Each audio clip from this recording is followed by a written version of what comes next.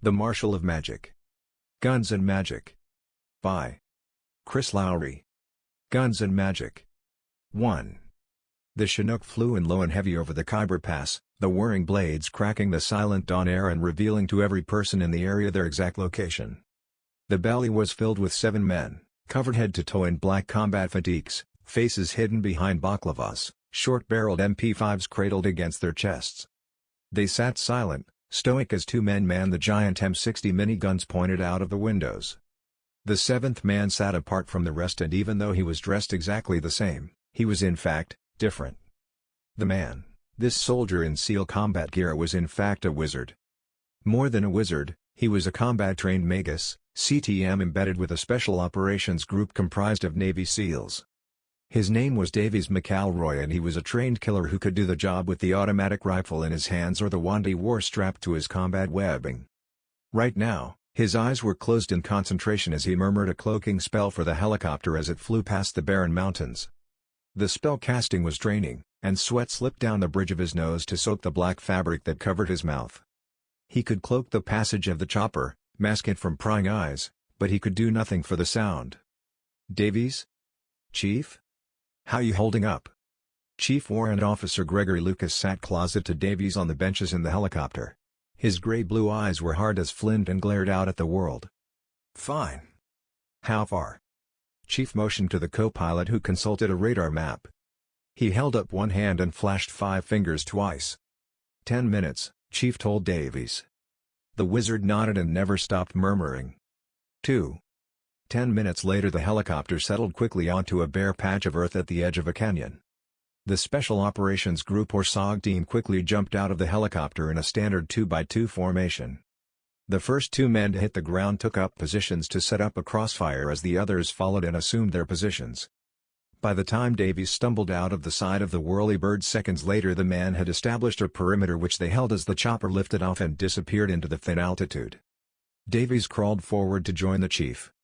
2 clicks up that hill, he pointed up the vertical mountain path that slid up into the canyon. "I'll take point," volunteered Davies. "Move out," the chief ordered. 3. Davies took lead about 6 yards ahead of the others. He volunteered for point because that was his job. Even as his eyes scanned the details of the geography, his senses were stretched out. Wizards were real keen on senses, which is how they came to be attached to almost every Special Forces team in both the American and British armies. Davies had been in the SOG for 3 years, commissioned there after distinguished service with 4 other SEAL teams. It was a lonely existence. The American government discovered wizards at the end of World War II when a Ranger detachment discovered a Nazi camp in Germany that trained magic users for combat. Before that there were no records of wizards being involved in human conflict. Uncle Sam decided if the Nazis could use wizards for war, then so could they. Just as they smuggled out scientists and intellectuals from the country, they stole and gave solace to German wizards in exchange for developing an American force. Anything? Davies extended his sight up into the canyons. He could feel people around them, but no one near enough to notice. "Clear, Chief." The chief nodded and Davies kept walking. The rest of the men fell in behind them. Contrary to what the movies in Hollywood would have you believe, a SOG team can spread out almost 50 yards between point and rear. The idea is to keep the men away from each other so that any ambush would limit losses. A SEAL team was cut down that way in a pass not too far from where they were. The men bunched up at a boulder and the terrorists they were hunting attacked and killed them all. That team did not have a wizard embedded. "Around that bend, Chief," Davies warned. They had traveled the distance very quickly. The chief passed Davies by and moved for the curve in the path. He glanced around the edge, confirmed the area was occupied by friendlies and motioned the rest of the SOG forward. The area was another mountain clearing. This time it was occupied by a group of soldiers and odder still 4 men in suits who looked very out of place in the arid mountains. The soldiers were an Army Special Forces Recovery Unit, a designation given to teams that retrieve the bodies of fallen soldiers from a combat site. They moved around now, preparing body bags for the 7 men who lay in various stages of death. There had been a firefight, that much was obvious. Shell casings littered the bodies and bullet scars gouged the sides of the mountain and rock face. There was no sign of what they were shooting at. The CTM for this team was on point and the furthest body away from the men as they filed into the clearing. Davies noticed right away that the body was scorched by magic. All of the men were touched in some way. No bullets, but plenty of blood. Limbs at odd angles, looks of surprise, shock and agony etched on every face. The CTM was young, his baby-faced cheeks making him look barely out of his teens. Davies stared down at the body. "Know him?" One of the suits walked up to stand beside him. "No sir. Rogers." "Your name or his?" "His. 6 months out. He's too young to be this high up." This was a routine patrol. The suit motioned to the hills. "We're in Allied territory." "They do this?" "You tell me." Davies muttered a spell, casting out into the region. Again he could feel more people, a village over the hill, but nothing malicious. No hint of the kind of magic that did this. "I got 0, he said. "Then you know what this means?" "Yes sir." He didn't have to say it. "Al-Qaeda's got themselves a wizard too," said the suit. "Shit," said the chief. It was how they all felt. 3. The bodies were bagged and tagged by the forensics team while Davies cast a seeking spell into the crags and hills surrounding them. He searched for clues, a trace of the magical energies that had been used to wreak havoc on the SEAL team. "Anything?" asked the chief. "No sir." Davies blew out a soft breath, releasing the magical energy pent up inside his chest. "It's like they were never here. There's no life energy, no residual energy, nothing. Weird?" "Real weird, sir." Chief turned to the others. "All right boys, the wizard says he can't feel anything and he put the voodoo on it. That means we're working with some non-regulated shit. Got it?" The men nodded. They were pros. "What we doing, chief?" That was Red Eye, a tall thin man with tiger stripes painted across his face with camo paint. "Orders are to move on that village and find the magician doing the voodoo." "Wizard." Chief shrugged. "Same thing, right?" It wasn't a question. He nodded for Davies to take point again and lead them up the rocky path. 4. Davies stopped at the edge of the village and studied the layout below. Some might think he was using his eyes to trace the lines of the sun-baked mud huts, or the tiny plots of donkey offal-enhanced soil that sported meager plants. But he was casting his senses to see the hidden. He squinted his eyes against the glare of the sun and wished for a moment he could put on the pair of aviator sunglasses he kept in a pouch on the front of his jacket. While the mirror lenses looked cool, they interfered with his ability to sense magic. He needed true eyesight for this. He was searching for signs of use, hidden signatures that any wizard would leave behind in passing. It wouldn't be much, like a tracker seeing a blade of grass bent in the wrong direction and knowing it indicated someone moved through. So too did magic leave a trace.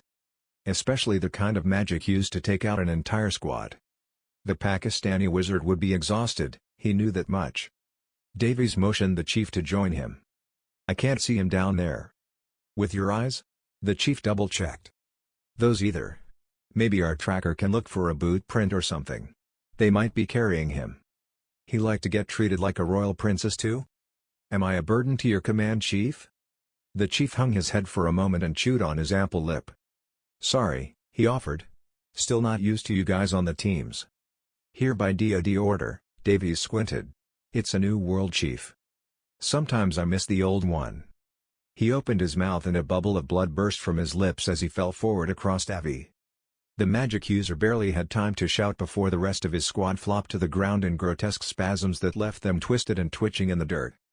Davy shoved the dead weight of the chief off of him and prepared his death curse even as he scrambled to his knees, ready to fire a spell back. The area around him fogged up in a bubble. He could make out the almost perfect edges where the smoke ended and the acrid desert began. But he couldn't see his foe. He didn't see the spell that crashed into the base of his skull where it met the spine. He just blinked into darkness as he pitched forward and rolled down the hill. 5. "You're being drafted." "The hell I am." That's what I wanted to say. It's what I almost said. But when you're standing in front of the judge, who may be the most powerful magic user on the planet, maybe even the whole galaxy, it's always good advice to keep your mouth shut. "Sir?" I tried not to squeak it. I mostly succeeded. "Did you blow yourself up in the lab?" "No," I said. I thought I knew where this was going though. The judge did not like to repeat himself. "I don't like to repeat myself." "I know." "Yes sir. I can hear you, you know." Gulp. "It's not so much I forgot that my boss was probably a mind reader. It was a craft beer-induced state of fogginess." Also, he had dragged me out of bed with a summons in the middle of the night. Technically, it was morning, because of the whole after midnight turns into tomorrow deal. Personally, I always wondered about the way we kept time, but I had other things to research. I put a pin in it. Maybe one day I'd ask the judge about the whole calling early morning the middle of the night debate. Or save it for my watcher, Elvis Rodriguez. He liked to research, and obscure information like that was right up his alley. "You ready to join me, son?" He didn't ask with any affection. I wasn't his son. I was one of his marshals, one of a rotating roster of 12 scattered across the 7 continents. He might have liked me a little bit more than the rest, but only because I had been with him the longest. Alive the longest. A Marshal of Magic does not have a long lifespan. Not normally.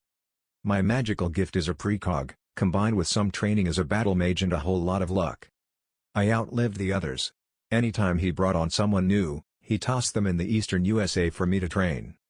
Sometimes it was bueno. Muy bueno.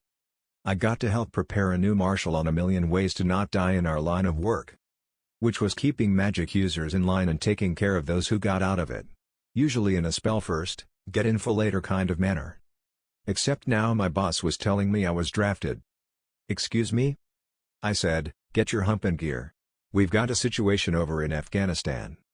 "Yes sir," I agreed. "We've got a war going on in Afghanistan. At least I think we did. Don't blame me for not keeping up with current events. They're way more important to the normals than they are to us." Me. I was born in the early 1900s, so I've watched a lot of changes. I hazarded a guess that the judge was born sometime before Merlin. Hell, he might have been Merlin, except that he looked like the colonel in the TV show about army doctors in Korea. Small round spectacles that gave his eyes a liquid, amplified look. He didn't need them. Balding pate that almost gleamed in a perpetual glow. Did you know magic can't cure baldness? If that's not ironic, I can't define it. Bright blue eyes with hourglass-shaped irises. Eyes that drilled through you and laid bare your soul. Eyes that were staring at me right now, waiting for an answer. Or movement. That's what he wanted. The judge wanted me to move my hump over to the other side of the world. Why isn't the marshal handling it? I referred to the 2 marshals on the Asian continents. One was Russian. One was Chinese. 2 marshals per continent, except for Antarctica. Nothing there to marshal. "Because," he said in a really slow voice, "I want you to handle it." Yikes. There's no other way to answer except to agree. I wasn't sure if he expected a salute, but I gave him one anyway. It made him smile. "Keep that in mind," he flicked a finger in my direction. I felt a whoosh and I was standing outside in Fob in the middle of the Afghan desert. 6. The 4 Marines guarding the gate of the Fob had standing orders to fire first, ask questions later. That or they were so spooked when a man popped out of thin air in front of their guard shack that they lost control of their trigger fingers, sprayed and prayed. I had been with some Marines in World War II on an assignment and figured they were as well or better trained now than they were then. My precog kicked in half a second before the first bullet flew, so I threw up a shield between us and caught almost all the bullets. They deflected out into the sandy wash with dull thuds. They emptied their magazines and stopped shooting as they ran out of bullets. It had to look freaky from where they were standing. Something out of a superhero movie. Here's some guy, strutting up to the front gate like he owned the place, hand lifted just off the waist and their bullets pinging, zipping and chewing dirt everywhere except where they aimed. If I was them, I'd have to question my masculinity, my ability to fight, hell, my reason to existence. I guess they realized I was a magic user before they reloaded and started shooting again, because they didn't waste any more ammunition. They did fan out and surround me while reinforcements from the base joined them. Most folks get a little squirrely at the center of a ring of machine guns aimed at their face. I am not the exception to that rule. Well trained or not, I didn't want anyone to get hurt, most of all me. So I lifted up both hands in the universal sign of surrender. They weren't fooled. "Wizard!" one of the gate guards shouted to the others. That meant they were zeroed in on my hands. I saw eyeballs flick up to my fingers and hoped the guys behind me didn't decide to shoot anything off. They didn't need to know that a wizard uses willpower for magic, and the hands, fingers, one were just for focus and sometimes show. Strong magic users could make it happen with their mind. Battle mages are some of the strongest on the planet. Hey, we have to be. Battle isn't for the weak. Lucky battle mages who have precog usually don't worry about being surrounded by Marines. But the judge had popped me here for a reason. A situation he had called it. But didn't give me any info. Not even a location other than the part of the globe I happened to be standing in. Somewhere on the Asian continent. "I need to speak to the man in charge," I called out. "Take me to your leader." 6. Their leader turned out to be a colonel. He did not look like a kind-hearted TV character. He actually looked like a real son of a bitch with frown lines etched on the corners of his mouth and between his eyebrows. I'd heard that look called a permanent scowl before. It looked etched on his granite jaw. I thought if ever there was a man who needed to get drunk and get laid, here he was. Probably not too many opportunities out here though. "You want to tell me what you're doing here?" he growled. I bet he said everything in a growl. "I was hoping you could tell me, sir." I added the sir because a lifetime ago I was in the military. Or a version of it. We called it the Shiva War, but most history books referred to it as World War II. I was part of the wizard fighting force allied with the normals against the Nazis. The Nazis were real bastards, tapping into dark wizards and witches, that we called sorcerers to do some really evil shite. I was trained to stop them. It's how I met my wife and her twin sister. I was a lucky wizard. They were just good. Better than good, they were great. Judge level powerful. Or maybe just under, because you know, like I mentioned before, I thought the judge might be Merlin. The colonel growled again. "How do you people know so much so fucking fast?" He moved to the Spartan metal desk on the edge of a plywood wall and picked up a piece of yellow paper. "I just composed the message to send to HQ." He showed it to me, but my luck does not extend to long-distance eyesight. I could see that there were letters on the paper, but couldn't make them out. "We lost 2 CTMs today. I figured they would chopper in one of you to investigate." "Damn it, Judge. What's a CTM?" "Combat Team Mage." He screwed up his eyes and looked at me like I was stupid. I screwed mine up back and looked at him like I could vaporize him on the spot and go get a beer after. His eyes unscrewed quick. "I thought you would know more." That made me shrug. Pretend I know nothing since I was a battle mage. The hand holding the paper shook a little. I had a small thrill of satisfaction because you know, being a marshal is kind of badass and all, but letting a big tough as nails Marine know you were just a different kind of nail was cool too. "Battle mage? Germany. France. Netherlands." He swallowed. It wasn't a gulp. "And now?" I just let the colonel know I had some military training and history with it. He wanted to know how long it had been. I bet so he could just skip what I knew and fill in the blanks on what I didn't. But I wasn't sure how much he was in the know. I know they phased out the battle mage program after Vietnam. The demon crossover in Vietnam had not been pretty. A lot of normals died in that conflict.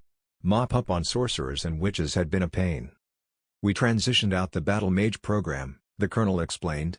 "But we needed the skill set embedded in our units, especially since the enemy had them. So we created combat team mages." "To fight?" "To keep the fight fair," he said. "Think of it like radar jamming. That's what it's supposed to be.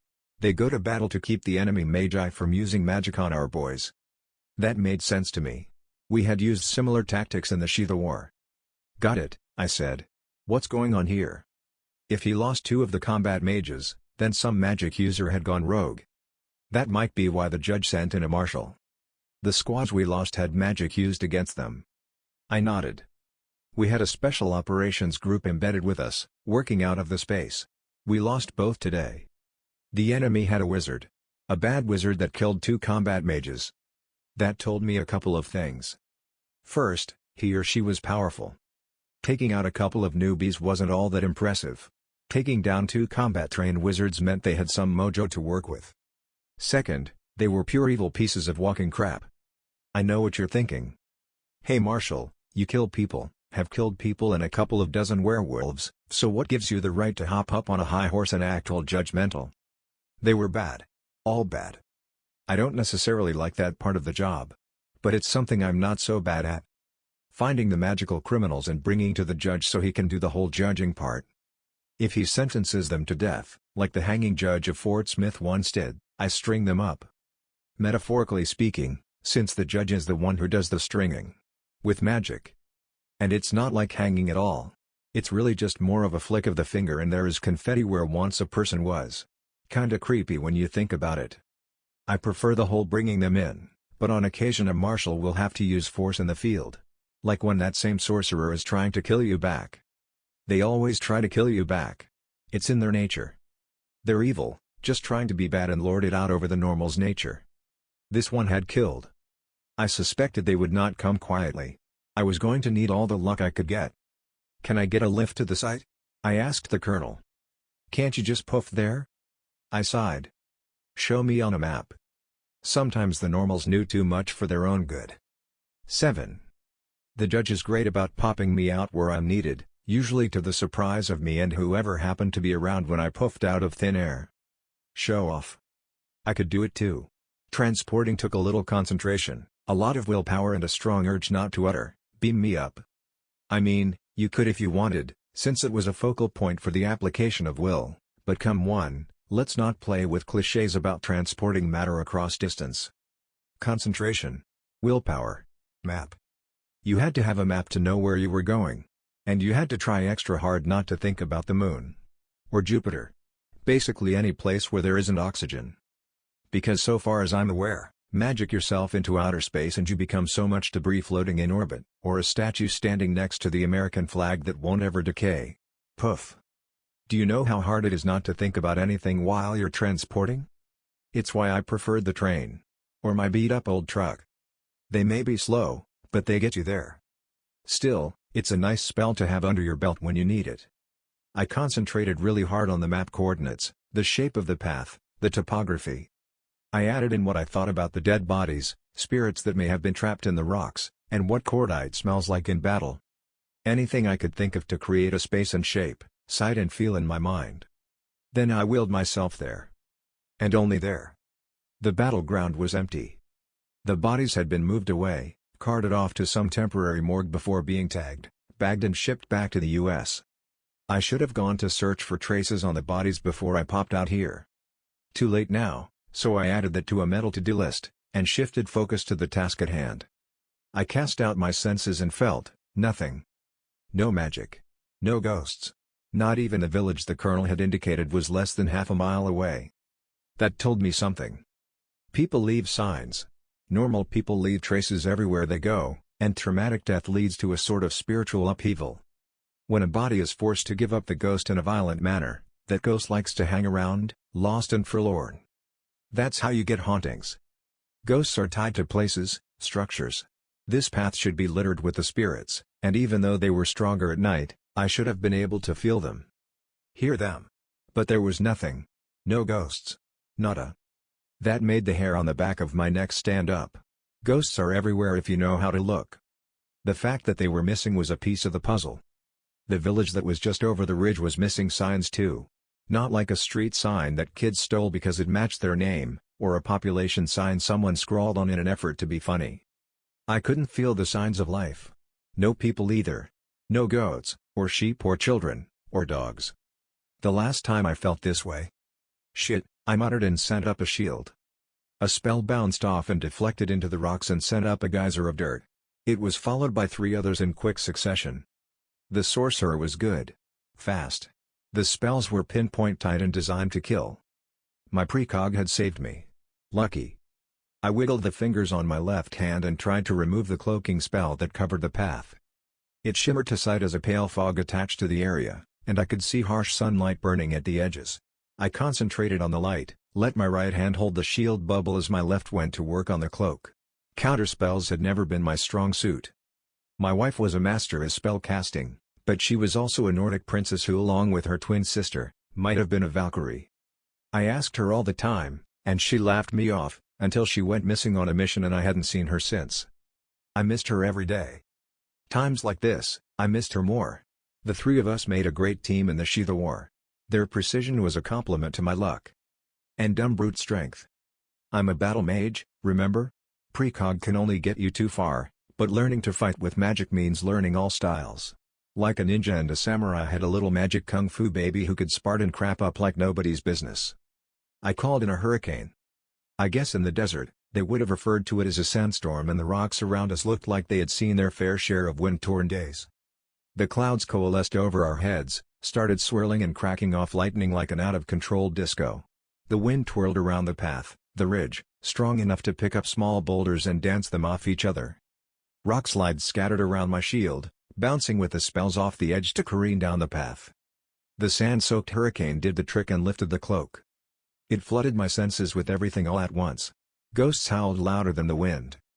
Panicked animals bleated, barked, and howled as the villagers fled from their homes to seek shelter in a giant cave carved from the ridge wall. And then I saw her. A witch standing in the cavern opening. She thrust out both hands and muttered an incantation. 2 arcs of electricity connected in my storm cloud, forming glistening eyeballs that glared down at me. The witch moved her hands and shifted the hurricane back in my direction, and now it was glaring at me, something becoming alive. "Did you just possess that with a djinn?" I screamed. It sounded like she said ha, ha, back, but that was impossible. She was a wizened old crone, Pakistani by her features, and ha-ha was way too Americanized of a taunt. But it was a taunt. I was sure of that. That old witch was playing with fire. Literally, because the ancient spurt-possessed hurricane sandstorm began spitting fireballs down on me. All I could think of was a Johnny Cash song about burning rings as I sent up a couple of spells to stop them. Until one blasted the rock and sand beside me and the glass and sent me sprawling. I slid backwards on my ass down the hill in a scree of rock, until my butt butted up against a boulder. Ouch! I heard the witch cackle again. "I hate witches," I muttered and crawled to my knees. Don't get me wrong, I don't hate all witches. In fact, Wiccans were pretty awesome hippies in my book. All natural, environmentalists, peace, love and understanding types. It was the crazy witches I didn't like. The ones that got power hungry and turned into sorcerers. They liked to double bubble to boil up some trouble and it pissed me off. I crawled to the edge of the ridge and peeked over. The crone was making motions with her fingers and the villagers were moving at her direction. Slaves or thralls? I couldn't tell from here. But I could see the spirits trapped in circles around the cavern. She was whipping up a nasty spell, and if she was strong enough to call up a djinn, then using spirits to summon meant she was going after bigger fish. Not literal fish, because we were in the desert. But big large demon-sized fish. Or whale-sized demons. Witches had released demons in the jungles of Vietnam. The news reported that napalm was used to sever supply lines and suppress the enemy. That was only partially right. It wasn't napalm, it was the judge and a few other battle mages, and they were using fire to destroy a demon incursion and infestation. The same thing happened at the end of the Shida War in Japan. Twice. You don't mess with demons. And on witches ever seem to learn. The thing was, she was powerful, and like most strong people, she probably figured she could handle it. But if she turned a demon loose, it would destroy the village, take out all the fobs and invite its buddies to human eating contest. Not on my watch. This wasn't my beat, so I spent all of 3 seconds trying to decide if I should call and back up. But the crone below was making a motion, the trapped ghosts were whirling like miniature tornadoes in their circles, and the villagers lifted up a little girl and carried her to an altar. Because big witch spells called for human sacrifice. I had a problem with that. The witch ran her wart-covered hands over the struggling little girl as the villagers stretched her out over something carved in the rock. I couldn't make out the shapes or symbols from here, but it had to be a summoning glyph. As soon as blood hit it, all hell would break loose. No, I mean literally, a door to hell would open, let in a demon or 3 and everyone except the witch would die.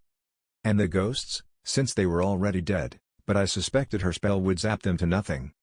I felt like a sniper as I lined up my finger, summoned my will and sent a shot at the gathering below. The spell missed the witch and hit the rock. She screeched and shot a spell back at me. I was okay with missing because I aimed at the glyph and took a chunk of rock out of it, rendering it useless. At least she couldn't summon a demon. "Get him!" she screamed. Or close to it. I don't speak Pashto, so for all I know, she was ordering Chinese food. But the villagers dropped the little girl, picked up AK-47 assault rifles and peppered my position with a hail of soft points. The wind picked up and the djinn was stalking my way too. I kept my shield up as bullets chewed up the earth around me. Sand scoured the ground in front of and beside where I stood, but nothing touched me. I watched the witch grin an evil hag grin and point at me. I wasn't worried. She wasn't strong enough to break my spell. Turns out the crone was smarter than I gave her credit for. She scooped the earth out of the ridge in a rumbling landslide of rock and grit. My footing cascaded down the side of the ridge and carried me with it. 8. I didn't pass out. I'm lucky, remember. Small rocks bounced off my head, my ankle smashed between two small boulders and something snapped. But I didn't pass out. I landed at the bottom of the ridge with my head facing the villagers, my feet pointed toward the sky where I had just been. It took 5 seconds for the villagers to start shooting again. I willed my shield in place in 4. It wasn't easy. The fall hurt. My ankle hurt. It was tough to concentrate. I rolled over and tried to focus on the witch. She was on her hands and knees, stone knife carving at the rock glyph, creating a shallow channel in the rune so blood could still flow through. I hadn't stopped the spell, just delayed it. I pushed up on my knees, and wiggled the fingers on one hand toward the villagers. A couple of the guns stopped firing, the pins jammed, but there were still 24 more. I tried to concentrate on reaching them, but when I let my mind move off the shield, it slipped. I could hear the bee-like buzz of bullets slipping by. Seriously, when this was all over, I was going to have a long talk with the judge about his idea of assignment. I practiced 2 deep breaths to see if that helped. It pushed back the dizziness a little, but the throb of pain from my ankle was making it hard to think of the next spell. The witch jumped up and crowed in triumph. She dropped the knife and called for the sacrifice. Several villagers broke off from the shooting at me, picked up the struggling little girl and carried her back to the witch as she cast around for the knife she had just discarded. Guess I wasn't the only one distracted. "Hey! Witch!" I shouted. She ignored me. I hated being ignored. I shot a spell at the rocky glyph, but the angle was wrong. A bullet zipped through and smacked me in the right butt cheek. I reeled and fell behind the tiniest little shield I could manage. The villagers who weren't carrying the little girl to her death redoubled their efforts to shoot me in the head. The witch shouted out something in her language. Probably "suck on that sucker." Or "eat lead, sucker." That's what it sounded like. Then she found the knife, lifted it over her head and started chanting the incantation in a sing-song voice. I could hear the little girl crying underneath it. I dug down deep then. Magic is willpower, and it's belief. If you think you can do magic, you can, and once you learn how to do magic, you know you can, so it makes you stronger. The stronger your willpower, the stronger your magic. It comes in a lot of shapes, flavors, sizes and manifestations, but it's all tied to will. The judge was the strongest magic user on the planet because he had the strongest will. The 12 marshals were a close second. Or close number 2 through 13. I thought about the little girl. The 2 dead magic users. The villager slaves. The dead SEAL teams. There were countless others, I was sure. I thought about the trapped ghosts in the black magic circles that kept them chained, the destruction a demon would wreak. I tapped into it all, let it bubble as rage, ignored the aching burn in my ass and stood up, mostly on one leg and aimed my hand at the crone. "You're going to pay for that," I muttered. The villagers who weren't holding the sacrifice concentrated their bullets on me and their aim was getting better. The witch smiled. The djinn roared. An A-10 warthog blasted through the swirling clouds and burped a line of gunfire across the villagers. The pilot waggled his wings and skedaddled away from the hurricane. But it bought me a distraction. And no one was shooting at me anymore. I sent a spell into the witch, lifted her up and pinned her against the rock with 2 sharp shards of willpower that lanced through her wrists like nails. She howled in agony and lost her control of the djinn. It swooped down toward the bloody remnants of the villagers. I popped it with a spell, wrapped it in a tight ball and held it grasped in my hand, a spinning buzz of electric energy that sent a tingle up my arm. The djinn screamed almost as loud as the witch. The villagers dropped the girl and stared at each other in horror. They ran away as I limped up the hillside and kneeled next to the girl. "Are you okay?" I smiled. She sobbed and cried and ran away after the people who had just tried to sacrifice her. Guess she was ensorcelled too. The witch writhed and snarled, hurling curses in my direction, but they were worthless while she was pinned. I shifted the will anyway, just to keep her concentrated on the pain. There was a wineskin-on pile of supplies, made from goat. I slipped the top and used the wine to erase the circles trapping the ghosts and heard the spirits moan as they returned to haunt the canyons where they died. I wished I could have done more, but magic is only so strong. I tapped that anger for a moment and shoved the djinn into the wineskin. Genie in a bottle? I'd save this one for some other purpose. Or hide him somewhere for the next 1,000 years. All that was left then was to memorize the glyph so I could give it to the judge, erase it with a spell, which I did, and then utter the words that would take me home. I'm not in Kansas anymore. Poof. 9. The judge always seemed to know, always seemed to be watching. I truthfully didn't have to say anything. Or I could have said anything. My wife said that was my nervous habit, to quote movies or songs when I was trying to make magic. She did not appreciate me adding in bed to her observations. I popped up in chambers, the witch on the floor beside me, her wrists leaking blood on the stone floor. The judge took one look at her, and confetti. Guess she couldn't be rehabilitated. I described the summoning sigil. "Did you find a book?" he asked. I shook my head. "I didn't check her packs." "It would have been out," he scowled. "Damn. That's bad business, son. That's going to cause a heap of trouble for you." "You mean us?" "Right. I mean us." He snapped his fingers and I popped over to Memphis. It wasn't quite home, but I had a place here. And I knew a good bar that served craft beer 2 blocks off Beale Street and just a short walk from where he had sent me on the banks of the Mississippi River. "Thanks, Judge," I said to the air. He had healed my ankle, and butt too. "Judge. Buku power. Way buku."